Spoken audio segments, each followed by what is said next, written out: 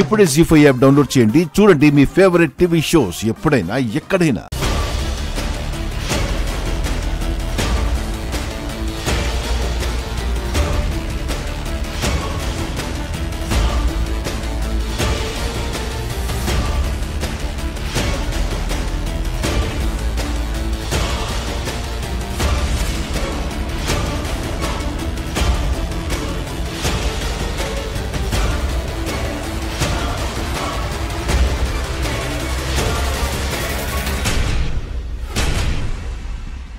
అయితే ఈరోజు నువ్వు సీత ఎదురుపడ్డారన్నమాట మిథున. అవును అంకుల్. మీ ఇద్దరిని ఒకేసారి చూసే భాగ్యం మాకెప్పుడు దక్కుతుందో. అది అవసరం అర్చన. నేను సీత ఒకేసారి కనిపించే రోజు త్వరలోనే వస్తుందిలేండి.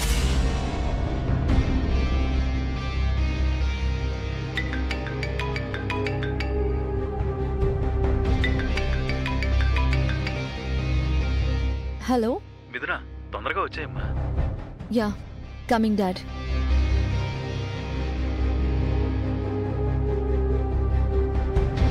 సారీ, డాడ్ కాల్ చేశారు. మా ఇంటికి రిలేటివ్స్ వస్తున్నారంట, నేను వెళ్ళాలి. అప్పుడే వెళ్తావా? ఇంకోసారి వస్తాను. బాయ్. Bye uncle.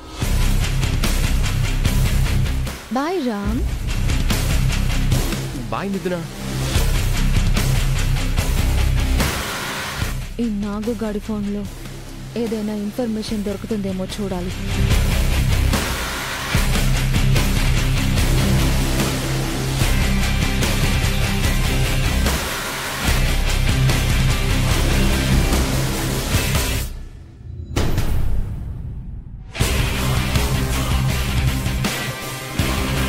రే రామ్,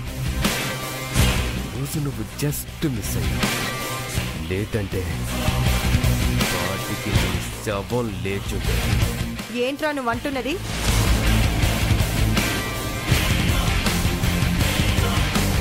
వినేసావా? నువ్వు రామ్ని చంపాలనుకున్నావా? అవును, ఈ హోలీలో రామ్కి జాతర చేద్దాం అనుకున్నా. తీరా కత్తితో పొడిచే చివరి నిమిషంలో ఎవరో నన్ను రాయితో కొట్టారు. కత్తి జారిపోయి మర్డర్ మిస్ అయిపోయింది. రేయ్, నువ్వు మనిషివా రాక్షసుడివా? రామ్ని ఎందుకు చంపాలనుకున్నావురా? వాడేం చేశాడు? నాకు మిథునకి మధ్య అడ్డుగా వస్తున్నాడు.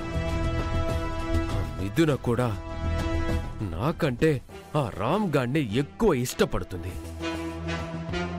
నేను షేక్ హ్యాండ్ ఇవ్వబోతుంటే తీసుకోలేదు, కానీ ఆ రామ్ గాడికి కావాలనే షేక్ హ్యాండ్ ఇచ్చింది.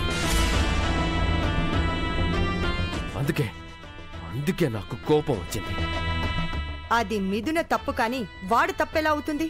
రామ్ లేకపోతే మిథున నన్ను ఇష్టపడుతుంది కదా.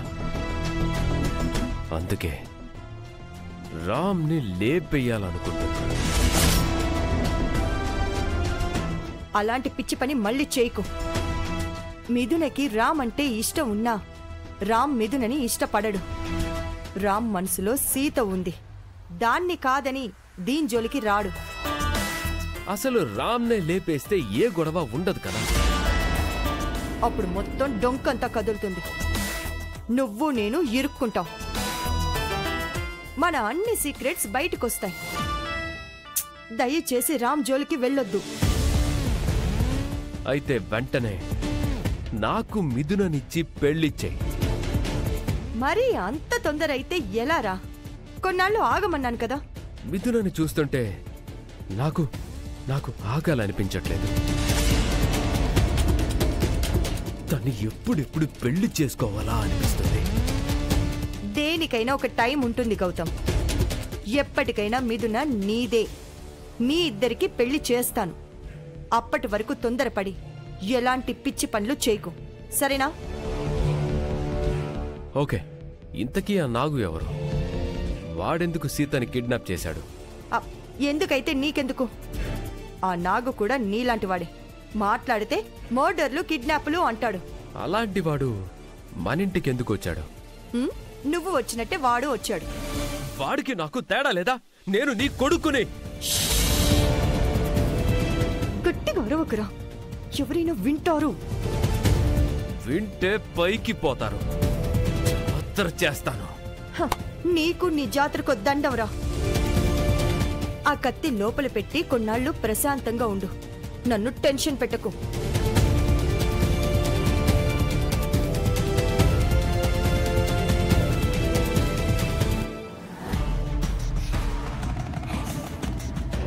మా మమ్మీ మామూలుది కాదు. ఎప్పుడు ఏదో ఒకటి చేస్తూ ఉంటుంది. తన బుద్ధిలే నాకు వచ్చాయి.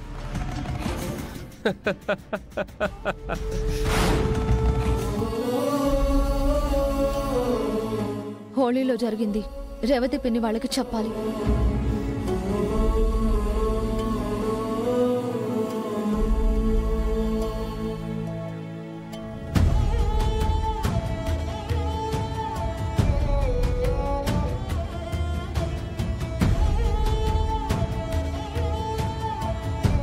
ఏంటి సీత అలా ఉన్నావు? హోలీ ఎలా జరిగింది? బానే జరిగింది పిన్ని. నేను ఊహించింది కూడా ఒకటి జరిగింది.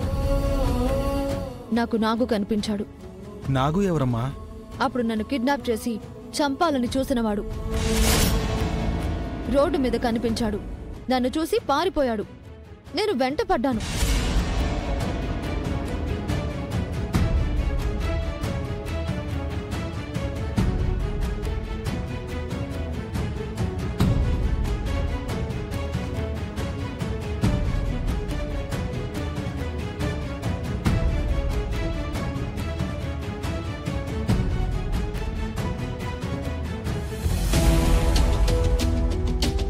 వాడు పారిపోయి మహాలక్ష్మి ఇంట్లో దాక్కున్నాడు అంటే ఖచ్చితంగా ఈ కిడ్నాప్ వెనుక మహాలక్ష్మి హస్తం ఉండే ఉంటుంది సీత.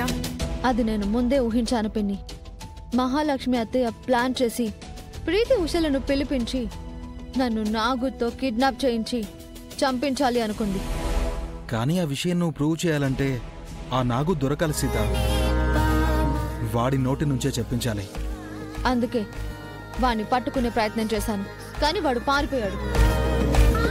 ఆ ఇంట్లో దాక్కున్న వాణ్ణి మహాలక్ష్మి అత్తయ్య వాళ్లే ఎస్కేప్ చేసుంటారు. నీకు వాడు దొరికితే వాళ్ళకి ప్రాబ్లం కదా, అందుకే తెలివిగా వాడిని తప్పించేస్తుంటారు. మహాలక్ష్మి ఇంకెన్ని ఘోరాలు చేస్తుందో తెలియడం లేదు.